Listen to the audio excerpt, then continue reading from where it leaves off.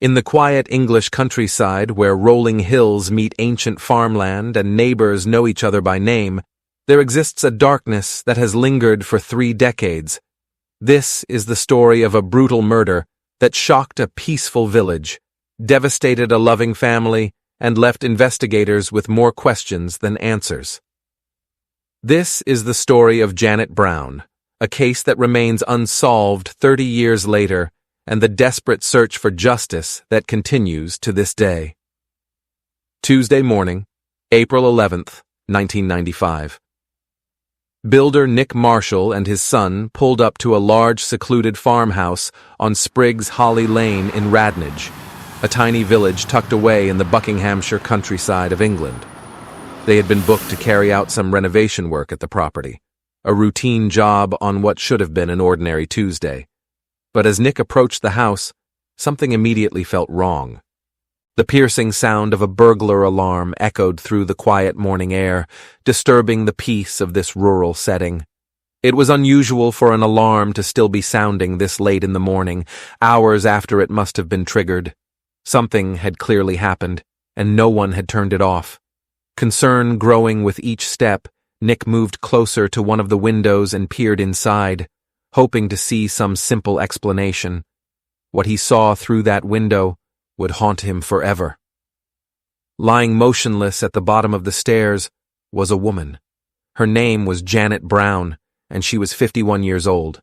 Within moments, Nick dialed emergency services, his hands shaking as he reported what he'd found. The peaceful village of Radnage was about to become the center of one of the most puzzling and disturbing murder investigations in British criminal history. To understand the tragedy of what happened that night, we must first understand who Janet Brown was, and why her murder makes absolutely no sense. Janet had been born in Southampton, and was described by everyone who knew her as kind, gentle, and loving. These weren't just empty words spoken in the aftermath of tragedy. They were qualities that defined her entire life and the career path she chose.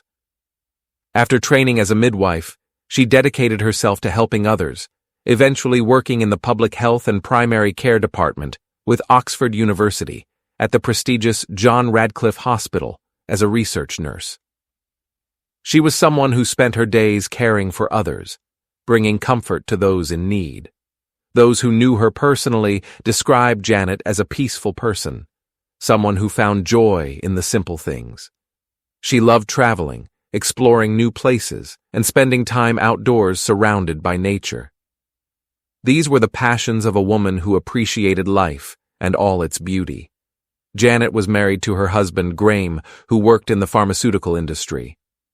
Together, they had built a life centered around their 3 children, Zara, Roxanne, and Benedict. Family was everything to Janet. Her daughter Zara, who had moved to London after graduating from university to start her first job, would later say that her mother was always there for them, especially when Graeme's work required him to travel abroad. Benedict, 21 at the time, was away completing his degree, while the youngest, Roxanne, just 17 years old, still lived at home.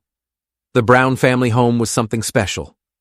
Set on an 11-acre estate, the remote farmhouse offered privacy and tranquility far from the noise and chaos of city life. It was the kind of place where you could hear birdsong in the morning and see stars clearly at night. The property was accessed via Spriggs Holly Lane, a winding country road that you'd only know about if you were familiar with the area. This wasn't a house you'd stumble upon by accident. You had to know it was there. But this peaceful setting had recently been marred by a series of burglaries in the area. Janet, always protective of her family, had become very security conscious. She wasn't going to take any chances. She joined the local neighborhood watch scheme, becoming its organizer, and had panic alarms installed throughout the house. These were the actions of a woman who wanted her family to feel safe in their own home. Now, that same woman lay dead at the bottom of her stairs. Let's go back 24 hours to Monday, April 10, 1995, and piece together Janet's final day. That morning, Janet went to work as usual at the John Radcliffe Hospital. Nothing seemed out of the ordinary. She completed her shift, said goodbye to her colleagues, and walked to her Volvo in the parking lot. ready to drive home. The family had recently put the house on the market, and an offer had been accepted. There was a sense of change in the air, of new beginnings on the horizon. At home, plans had shifted at the last minute. Roxanne had originally intended to stay home with her mother that evening along with a friend, but at around 3:30 in the afternoon, Roxanne left the house to celebrate with a friend who had just passed their driving test. It was a spontaneous decision, the kind that teenagers make every day. Roxanne's friend's mother had been nervous about her daughter driving such a distance immediately after passing her test, so plans changed. Meanwhile, Graeme was away in Switzerland for work. These circumstances meant that Janet would be home alone that night, something that wasn't particularly unusual. But on this night, it would prove fatal. At around 8 o'clock that evening, Janet took a phone call from one of Roxanne's friends. This would be the last confirmed contact anyone had with her while she was still alive. Just 20 minutes later, at approximately 8:20, the family builder Nick Marshall called to discuss the next day's work. There was no answer. When Graeme tried calling from Switzerland at 9 o'clock, again, no response. Janet, who was usually reliable about answering the phone, had gone silent. At roughly 10 minutes 10 that night, a neighbor drove past the Brown residence and heard the alarm going off. The piercing sound carried through the quiet countryside, but when the same neighbor drove back past the house later, the external alarm had stopped. It had been sounding for about 20 minutes before automatically shutting off.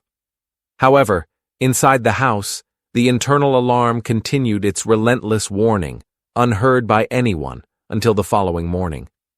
When police arrived at the scene on that Tuesday morning, what they found was shocking in its brutality and utterly baffling in its apparent motive, a combination that would plague investigators for decades to come. Janet lay at the bottom of the stairs, her body positioned in a way that told a horrifying story. Her hands had been handcuffed behind her back, and brown parcel tape had been tightly wrapped around her mouth and nose. Blood spatter covered the walls and ceiling, stark evidence of an extremely violent assault. She had suffered massive head injuries, having been struck repeatedly with what investigators believed was something like a crowbar or similar heavy object. The weapon, whatever it was, has never been found despite extensive searches of the property and surrounding area. Janet was completely naked, restrained, and gagged. However, forensic examination revealed no evidence of sexual assault, and investigators do not believe there was a sexual motivation behind her murder. This fact alone made the case more puzzling. If it wasn't sexually motivated, then what was the killer's purpose? Upstairs in Janet's bedroom, her clothes had been neatly folded and placed beside her bed. Her dressing gown lay dropped on the floor nearby. These details painted a picture of Janet preparing for bed, engaged in her normal evening routine when she was interrupted by an intruder. The entire house showed signs of having been extensively and methodically searched by the killer. Drawers had been opened, belongings examined, rooms gone through carefully, yet, remarkably, nothing appeared to have been stolen. No jewelry, no money, no valuables. If this was a burglary, what was the burglar looking for? And why would they commit such a brutal murder without taking anything? The method of entry was immediately obvious to investigators and deeply puzzling. The killer had attempted to cut a hole through the patio door using glass cutting equipment. This wasn't a smash and grab job. Someone had brought specialized tools to carefully cut through the glass. But when that method apparently didn't work as planned, the killer simply smashed the second panel of the patio door. The noise would have been considerable in the quiet countryside, especially with someone inside the house. Why would someone go to the effort of trying to cut through glass quietly, then smash it? Were they desperate? Had something gone wrong with their plan?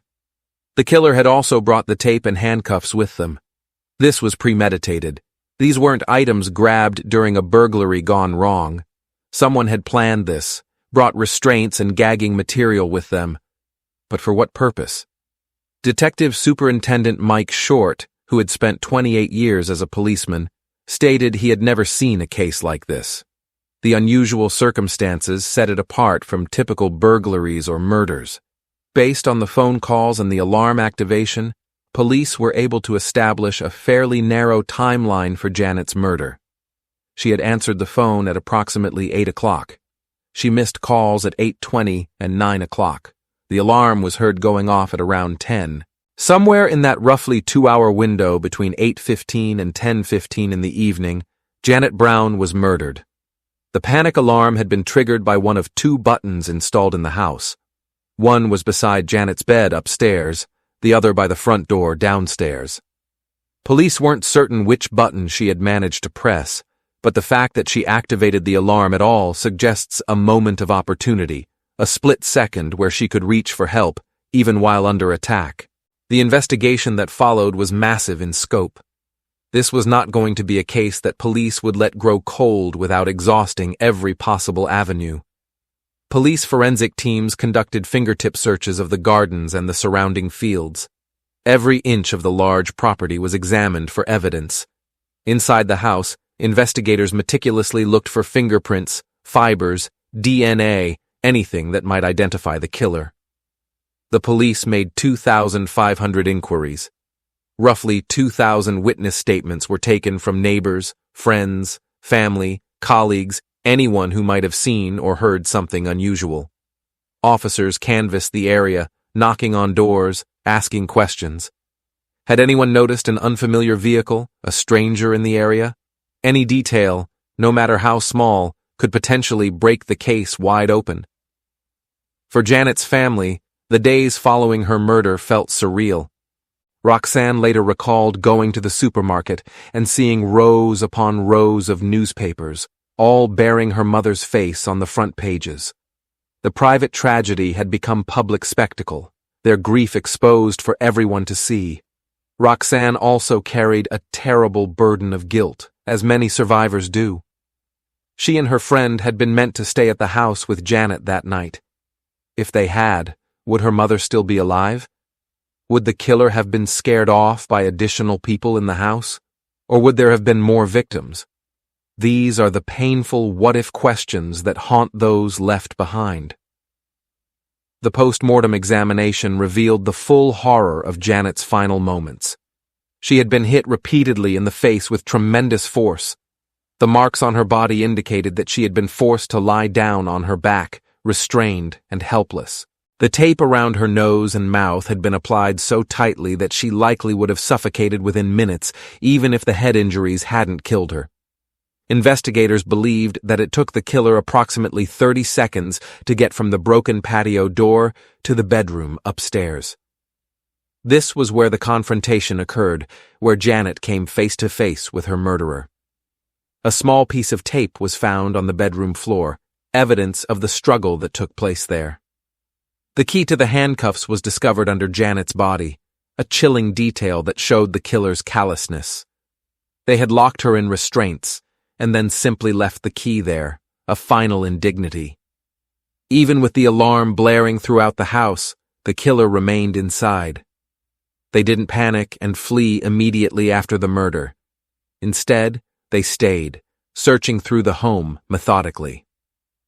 Diluted blood was found on the bedroom light switches, indicating that the killer had washed their hands somewhere in the house and then returned upstairs. This was someone who was calm enough, cold-blooded enough to clean themselves up while Janet lay dying or dead nearby. Everything about this case defied conventional understanding. Most burglars avoid confrontation, targeting unoccupied homes for easy access without witnesses. Yet, this killer attempted to break into a house where lights were on, where someone was clearly home. Why take that risk? The method of entry was equally baffling. Why attempt to cut through glass carefully only to smash it loudly? Why bring restraints to a burglary? And most puzzling, why murder someone so brutally yet take nothing? These contradictions suggest something more than simple robbery. Was someone looking for something specific? Was this a personal attack disguised as burglary? Or was there another motive investigators couldn't see? The items brought were unusual when considered together. glass cutting equipment, handcuffs, parcel tape, and a weapon. In February 1996, police appeared on Crime Watch displaying some items, including unusual weatherproof tape used on the window. This wasn't common cell tape.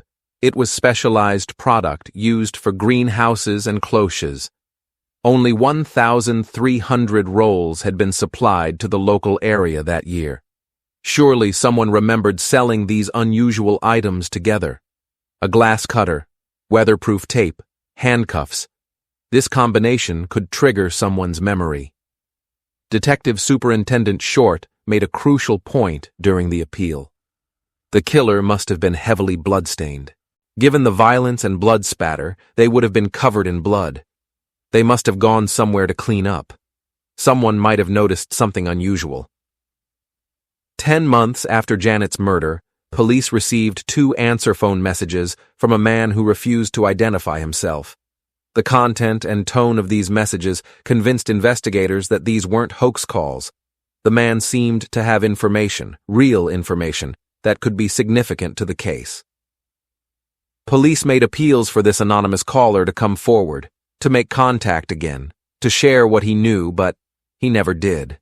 The man was never heard from again, and his identity remains unknown to this day. What did he know? Why did he reach out? And what stopped him from following through? In June 1996, more than a year after Janet's death, a 47-year-old man was arrested on suspicion of murder. His identity was never released to the public. He was interviewed at one police station, but like every other lead in this frustrating case, it went nowhere. The man was eventually released, and the investigation continued its slow, painful crawl forward. For the Brown family, life as they knew it had ended on April 10, 1995. The passage of time, which often helps healing, brought no relief when the killer remained free and justice remained out of reach. Zara suffered panic attacks and would wake at night, listening for noises, unable to shake the fear that someone might break in. The family never returned to the house on Spriggs Holly Lane. How could they? It was no longer a home. It was the place where their mother and wife had been brutally murdered. The memories there were too painful, the trauma too raw. Roxanne moved to London to live with Zara, commuting back to Buckinghamshire to finish her A-level exams. The family became hyper-vigilant about security, installing grills on doors and windows wherever they lived. The sense of safety that most people take for granted had been violently stolen from them. Janet had been calm, kind, and gentle. She had been alone that night, defenseless. Why had someone felt the need to be so violent and brutal toward her? She was handcuffed, unable to fight back. There was no reason, no justification for the level of violence used against her. It was, as her family said, utterly baffling. As the years rolled by, the case grew colder. Leads dried up, and the intensive investigation gradually slowed. But in 2015, on the 20th anniversary of Janet's murder, there was finally a breakthrough that renewed hope. The Major Crime Investigation Review Team began reviewing the circumstances of Janet's death. Advancements in forensic science that hadn't existed 20 years earlier were now available. Items from the original crime scene were submitted to forensic scientists for re-examination using modern DNA technology. And it worked. A DNA profile was obtained, belonging to a man who was not a member of the Brown family. This was potentially the killer's DNA left behind at the scene 3 decades earlier and finally identified through cutting-edge science. But frustratingly, tantalizingly, the DNA profile didn't match anyone on the police database, which contained more than 6 million people. The killer, whoever he was, had never been arrested for another crime serious enough to have his DNA taken and stored. Or perhaps he was dead or living abroad. The profile gave investigators a powerful tool, but without a match, it couldn't immediately identify the murderer. Detective Chief Inspector Peter Byrne wouldn't reveal which specific item the DNA had been taken from, but he made urgent appeals to the public. Somebody out there knows who killed Janet, he insisted. Someone has suspicions, information, memories that could finally solve this case. With the DNA evidence, police could easily implicate or eliminate suspects. They just needed names, people to test. More than 1,000 men were screened and ruled out through DNA testing, a massive undertaking that showed the police's commitment to solving this case. But the killer remained unidentified. In 2015, Janet's daughters made an emotional public appeal, their words carrying the weight of 20 years of unanswered questions and unresolved grief. Our mom's murder was planned and brutal, they said, and the horror of her death stays with us every day. She was attacked and killed in our family home, a place where we should all be safe. There is new DNA evidence which will help Thames Valley Police bring the killer to justice, but we need your help to find them. They urged anyone with information, no matter how small or seemingly insignificant, to come forward. Janet had been a kind and loving person, and her death had broken their hearts. The pain hadn't diminished with time. If anything, it had deepened, sharpened by years of waiting for justice that never came. Crime Stoppers offered a reward of up to £20,000 for information leading to a conviction. Thames Valley Police encouraged people to come forward even if the person they suspected was dead, as DNA samples could be taken from relatives to compare against the offender's profile found at the scene. And so we arrive at the present day, more than 30 years since Janet Brown was murdered in her own home. The rolling Buckinghamshire countryside remains as peaceful and quiet as ever, seemingly unchanged by the horror that occurred there. But beneath that tranquil surface, one massive question still looms. Who killed Janet Brown? For Roxanne, now in her 40s, the trauma has fundamentally changed how she lives her life. She remains wary of people in certain situations and extremely security conscious. She won't go for a run alone in the woods or countryside. She makes sure someone always knows where she is. These are the lasting scars left by her mother's unsolved murder. The ways in which violence ripples outward, affecting not just its immediate victim, but everyone connected to them. The advances in forensic science have brought investigators closer than ever to the truth. The DNA profile sits in their database, waiting to be matched. But that final crucial breakthrough still depends on one missing link. Someone coming forward with information, a name, a suspicion that leads to that match. Janet Brown was 51 years old when she was murdered. She was a midwife, a research nurse, a mother, a wife, a friend. She organized her local neighborhood watch, trying to keep her community safe. She loved traveling and nature. She was kind and gentle and devoted to her family. She deserved to grow old, to see her children have children of their own, to retire and enjoy the life she had built. Instead, her life was cut short in the most brutal way imaginable. And her killer has walked free for more than 3 decades. Somewhere out there, someone knows what happened that night. Someone has information whether they realize its significance or not. A detail, a memory, a suspicion, a piece of the puzzle that could finally bring justice to Janet and peace to her family. Janet Brown's family has waited far too long for answers. They have endured 3 decades of pain, of questions without answers, of a wound that cannot heal while her killer remains free. It's time for that to change. It's time for someone to speak up. It's time for justice. Thanks for watching, guys. If you enjoyed this video, please like and share it. Don't forget to subscribe to the channel and press the bell icon so you can be the first to hear about such real-life stories.